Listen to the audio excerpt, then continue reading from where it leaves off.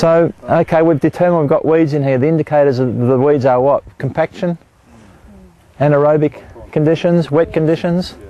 The dockweed, for example, it's got a very strong root system. So why would it have a strong root system in the conditions that it's there? Bring up nutrients, it's low nutrients. Bring up nutrients, open the soil up. The roots can actually get down into that really tight soil and start to fracture it open, and therefore the nutrients are starting to move, and we're going to get an opportunity for nature to actually start to heal itself as well. So it's going to change the formation. I mean, obviously if you cultivate the soil and the seed starts to germinate, it's going to say, oh, I love these conditions, and it'll sort of tend to open the soil up. But anyway, that's what the weeds do. So what we need to do is we need to assess whether we can change the soil in a way that's going to be economic and viable as well. And there's a correlation I've found over the last couple of years using that fairly regularly when I'm out taking soil samples. Manure pads. But it is amazing the difference between a urine or manure pad, and that's been there for a while, and then you go a metre away and compare the difference, and there is a definite pattern, a correlation there. The biology in that manure has had an effect in the soil structure, the viability, the friability. The patterns are there. I've seen it many times over. Something you can try again if you've got access to a penetrometer, or you want to use a penetrometer, try it. Even try it with a coat hanger. It's the same with, Yeah. I haven't got a penetrometer, but I do it with shovels. Yeah. And if I take people around, like, make you think twice about thistles too, because in the middle of summer, you can't put your shovel in there. Yep. You go to a thistle, goes in, pull it up, worms, soil structure. So we need those organisms. The message there is the organisms. The message there is the organisms will build that soil structure, won't they? So ultimately, sorry Michael, but we won't need that. but the thing is, at this point in time, we do need it to get this productive and to get it opened up again. I think you do need it when you're growing a green manure crop. You want to invert it. Yep. Or partially invert. This like Elaine was talking about it earlier today, about a green manure crop, have the right biology and everything there, but the biology might be there, but the moisture may not be there on the top. So if you use that as a partial inversion, so you're pushing your plant matter into the soil, some of it's still out, you'll have capillary reaction working along it, and your organisms be able to break it down. Yeah, so that trash that you've got at the top there, whether it's green or dry or whatever, has a chance to have contact with the soil, and the tusk rollers will actually do that job for you. So it's still a decision that you need to make as part of the management program, and where your starting point is with the soil in the first place.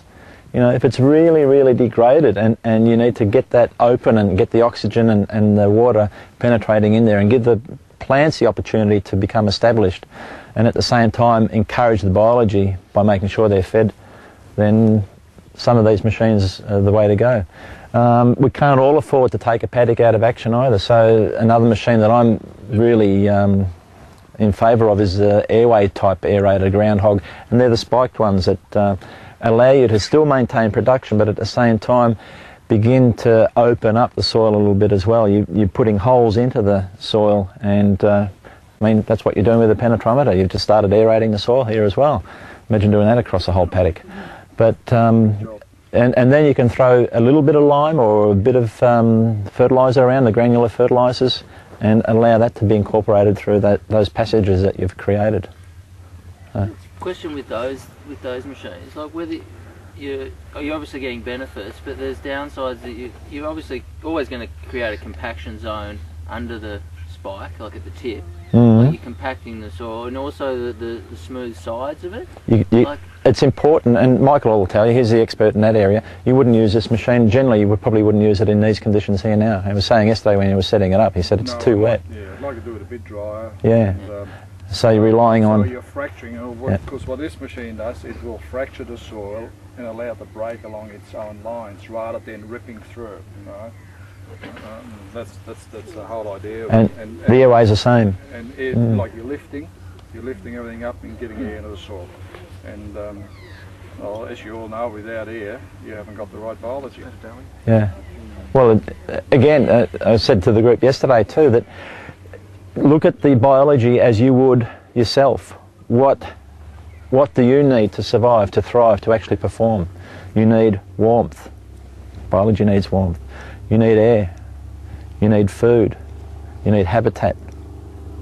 Moisture, water. Moisture. Without that, nothing happens. Temperature. So think of yourself as a little organism down there in the soil. Now, how would you behave if you had to live in there? It'd probably be rather difficult, wouldn't it?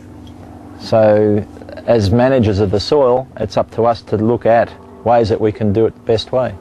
And using equipment like that is one way.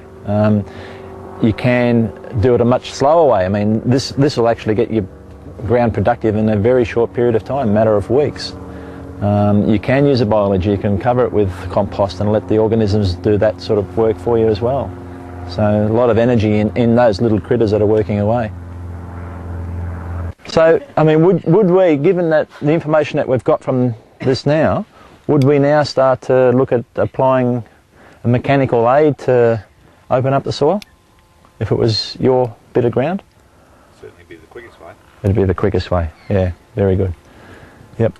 You've got to look at economics as well. Yeah. Don't you? You want production from your ground, so you Yep. have to do whatever you have to do. And that's Definitely. one of the things I always say, the most important thing is for people to make a living. You can have an ideological idea, but you got to eat and feed your family first. Yep. So whatever you have to do that, I think you need to. That's right. Has this bloke made this machine himself? Yeah, he's had Alex Podolinski have input to it as well. And that's quite remarkable in itself, if you know that. Yeah. There are a few others out there in the marketplace. There's an Italian one that's very, very similar, but he's put into the design a lot of work so that when it's driving along, you can see it actually lifts, rather than just pulling it through, it actually lifts, you can see underneath the tractor there, just behind the back wheels. Oh, yeah. And it's what it's doing is lifting, and then the tusk rollers are coming through and just breaking the clods up a bit.